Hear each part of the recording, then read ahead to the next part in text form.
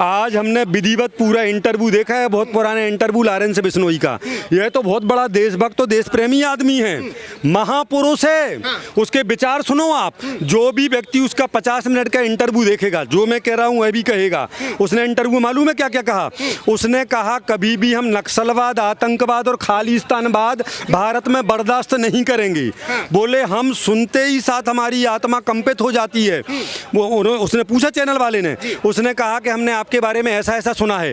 उसने कहा हम कभी भी, बोले हम पढ़े लिखे आदमी हैं, हमारे खून के एक एक कतरे में देशभक्ति और देश प्रेम है, हमारे पसीने की एक एक बूंद में। बोले बचपन से जब से हम पैदा हुए हम भगत सिंह को अपना आदर्श मानते हैं।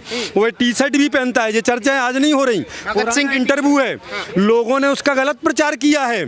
उसके साथ बहुत दर्दनाक घटना कॉलेज के टाइम पर हुई थी। उसने कहा हमें तो 20 साल की उम्र में जेल में ठूंस दिया था, कभी मौका ही नहीं मिला। लेकिन वहां भी वह पूरे टाइम सिर्फ राष्ट्र के हित में, राष्ट्र की उन्नति और विकास के बारे में सोचता है। उसने कहा, एक बात और लास्ट में सुनो, उसने कहा रात के 2 बजे भी हम सपना देखते हैं तो भारत फिर से विश्वगुरु और सोने की चिड़िया कैसे बनेगा, हम उसके बारे में ही सोचते हैं। तुम लोगों ने तरीके से भी लॉरेंस बिश्नोई को पढ़ा नहीं है, जो उसके बारे में गलत बताया गया है। हम एक बात पूछना चाह रहे, बाबा सिद्दीकी को महापुरुष के रूप में प्रकट किया जा रहा है, बताया जा रहा है, जिसके अंडल बल्ड से कनेक्शन थे, जिसकी जो गद्दारों से मिला था, देशद्रोहियों से मिला था, जो भारत के लोगों को बात बात पर सरतन से जुदा करना, बात बात पर गर्दनें काटना, बम बारूद फैलाना, विश्व में जहां तहीं भी बम फोड़े जा रहे, उन सबसे यह बाबा सिद्दीकी मिला था।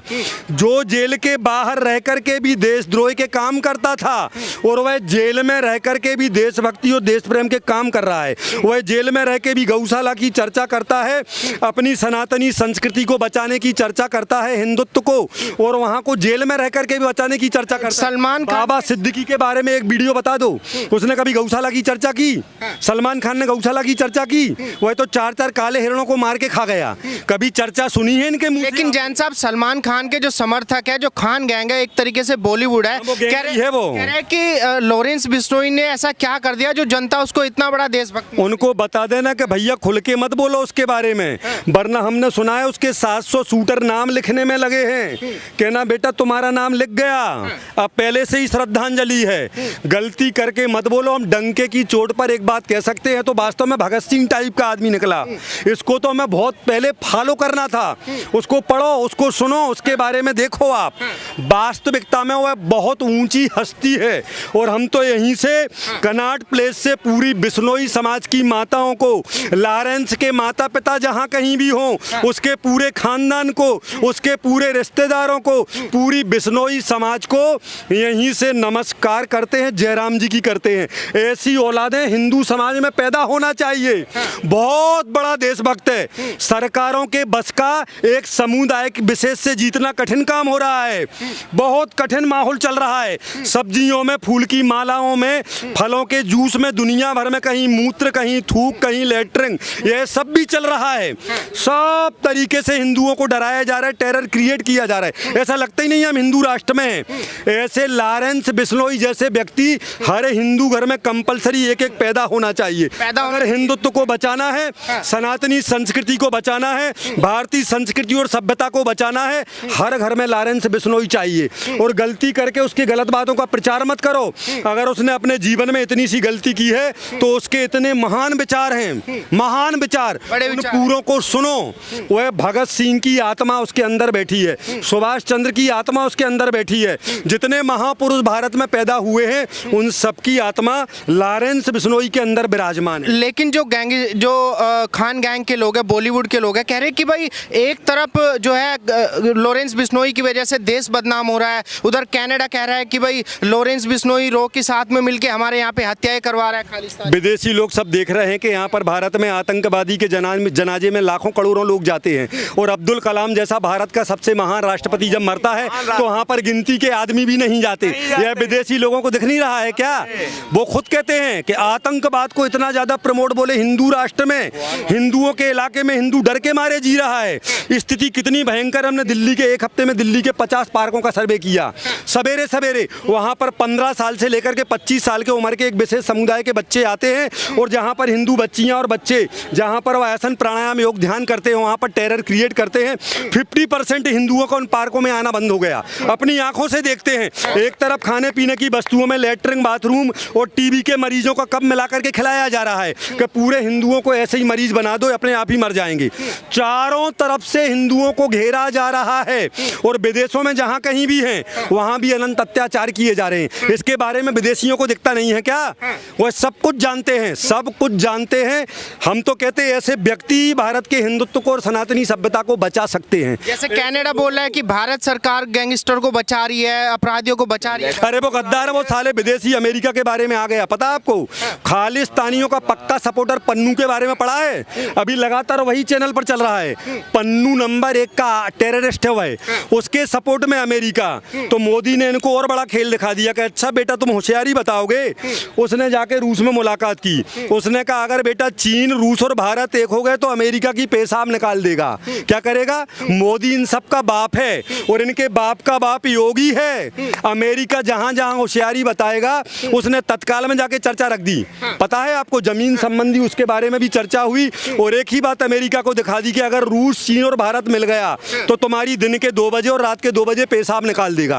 अमेरिका तुमने भूल गया, तुम मनमोहन जैसे यहाँ पर लींदा पींदा टाइप के प्राइम मिनिस्टर नहीं है। जे 56 नहीं 156 इंची वाला है जे 100% देशभक्त तो देश प्रेमी है, जिसके खून के एक एक कतरे में, पसीने की एक एक बूंद में राष्ट्रभक्ति है। 5 रुपया का बैंक बैलेंस मोदी और योगी का बता नहीं सकते, जिसने अपने परिवार का और सब कुछ दांव पर लगा दिया। सब कुछ एकमात्र राष्ट्र, और जो व्यक्ति राष्ट्र की सेवा करता है, जो राष्ट्र की चिंता करता है, वो परिवार की, पत्नी की, बच्चों की, रिश्तेदारों की, खानदान की चिंता करना छोड़ देता है। प्रभु राम से कहता है कि हे प्रभु राम, राष्ट्र की चिंता हम करेंगे, बाकी हमारे परिवार की चिंता आप कर लेना। लेकिन कुछ लोग ये भी बोले जान साहब कि देश की जनता जो है एक अच्छे खासे एक्टर, एक बॉलीवुड सेलिब्रिटी को छोड़ के एक गैंगस्टर का साथ दे रही है। उसने क्या कर दिया देश के लिए? उस बॉलीवुड के एक्टर से पूछ लो कि तुम्हारे जो अंडरवर्ल्ड से कनेक्शन थे, जो जिन लोगों से कनेक्शन थे, दाऊद इब्राहिम से कनेक्शन थे, आज के पहले तुमने हजारों लाखों का कैरियर बर्बाद किया, कईयों को छतों से फेंक करके जान से मार दिया।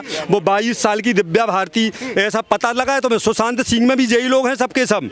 जितने भी हिंदुओं में उभरती प्रतिभाएं, हिंदुओं को खासतौर पर टारगेट, जितनी फिल्में आती थी, जितनी स्टोरी, वो सब हिंदू साधु संतों के बारे में विरोध में, सब कुछ 33 करोड़ देवी देवताओं के विरोध में। हम एक बात आपको बता दे रहे हैं, सन 47 में भारत आजाद हुआ, मगर पूरी प्लानिंग के साथ भारत का मुसलमानीकरण, कान खोल के सुनो, भारत के मुसलमानीकरण करने का प्लान सन 47 के 5 साल पहले नेहरू और जिन्ना ने बना लिया था। तब से लेकर के अब तक भारत का मुसलमानीकरण ही किया जा रहा है। तुम्हारे हाथ में कुछ नहीं है। आज एक बात की हम घोषणा कर रहे हैं, एक बात की घोषणा कर रहे हैं, हिंदुओं के हाथ में कुछ नहीं है। अब बचा तुम्हारे पास ठेंगा। क्या बचा है? ठेंगा। अगर एक बार अश्वनी उपाध्याय के सुनो, भारत के सभी हिंदुओं से हाथ जोड़ करके निवेदन करते हैं, दिन में कम से कम 2 या 3 बार अश्वनी उपाध्याय जैसे महापुरुष को सुनो।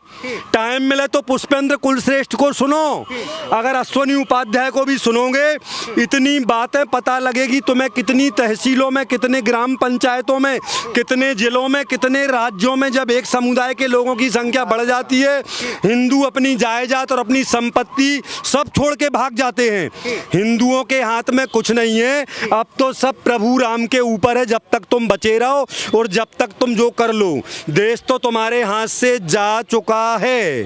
पता आप लोगों को, बिश्नोई समाज के लोग कृष्ण का अवतार मानते हैं काले हिरण को। गूगल पर जाकर के सर्च करो, उनके यहाँ कितनी लंबी प्रथा है, उसको कृष्ण का अवतार मान करके उनकी पूजा करते हैं। आप गूगल पर जाकर के सर्च करेंगे तो देखेंगे उनकी माताएं, उनके छोटे छोटे बच्चे जिनकी माताएं मर जाती हैं, उन छोटे छोटे हिरण के बच्चों को अपना खुद का स्तनपान कराती हैं। तो इसने मारा था, एक नहीं 4 मारे थे, 4 काले हिरणों को मारा था और फार्म हाउस में ले जा करके काट करके उनको भून करके खाया भी था। इनने पूरे सब प्रमाण उनके पास में हैं, 50 फोटो हैं। तब तो जे जाके 20 दिन कितने दिन जेल में भी रहा था, जोधपुर की जेल में, और कितने बार इसको डांटा भी है, कोर्ट ने डांटा भी है। तो 100% सत्य और इस प्रकार से सफाई देगा तो समझना फिर क्या होने वाला है। हम तो चाहते हैं कि अगर वास्तव में वो भगवान गणपति का भक्त है, राम शंकर सबको मानता है, वह सलमान खान तो उसका परम कर्तव्य इतने सस्ते में उसको लॉरेंस बिश्नोई निपटा रहा है। सोचो एक तरफ क्या क्या उसने किन किन के साथ कर दिया, चैलेंज के साथ, वह तो टाइम बता के मारता है। यह सब कुछ कर चुका। उसने इतनी सी बात इनसे कह दी कि हमारी समाज के पास हमारे बड़े मंदिर में जाकर के क्षमा याचना कर लो, हम तुम्हें माफ़ कर देंगे। तो कितने सस्ते में निपटा रहे। आप सोचो, ये पिछले 30-32 साल हो गए उस बात को, तब से आज तक सुरक्षित घूम रहे। उसके बावजूद भी उसने कहा कि मात्र माफ़ी मांग लो, हम और हमारी समाज माफ़ कर देगी। माफी मांगने पे ही छोड़ दिया जाएगा। लेकिन जो सलमान खान के समर्थक है कह रहे हैं कि सलमान खान को खौफ में जीने के लिए मजबूर करा है लॉरेंस। उसने जीने को मजबूर किया। आज के पहले इसने कितने बॉलीवुड के एक से एक बढ़िया कलाकार, सुशांत सिंह राजपूत से लेकर के विवेक ओबेरॉय, उसके पहले कितने कलाकारों की ज़िंदगी इसने, उनका कैरियर बर्बाद कर दिया। सलमान खान ने कईयों का बर्बाद कर दिया। वहाँ पर मालूम है सबको, वहाँ पर पता था बॉलीवुड में कि इसके दाऊद इब्राहिम से सीधे सीधे कांटेक्ट हैं। सलमान खान कारण से इससे सबके सब फिल्मी कलाकार डरते थे। हजारों का कैरियर बर्बाद करने में इसका पूरा पूरा योगदान है। जिसको चाहे ऊपर उठा दे, जिसको चाहे जमीन में गाड़ दे। उस समय तो किसी ने कुछ नहीं कहा। इसकी इन हरकतों को भी सबने बर्दाश्त किया। बस थोड़ा प्रसाद जैसा बांटता रहता था और लोग इसके दीवाने हो जाते थे। अनंतों घटनाएं आज के पहले हो चुकी। बाबा सिद्दीकी कौन सा महान पुरुष था, उसके भी सीधे अंडरवर्ल्ड से कांटेक्ट थे उसके। कह रहे कि वो तो जननायक थे। हाँ, ऐसे ही लोगों को जननायक माना जाता है। अब्दुल कलाम को कभी न कभी जननायक नहीं कहा, जबकि जिसके बारे में कहें अगर उसको 50 साल भी लगातार भारत का राष्ट्रपति बनाया जाता तो भारत का एक भी व्यक्ति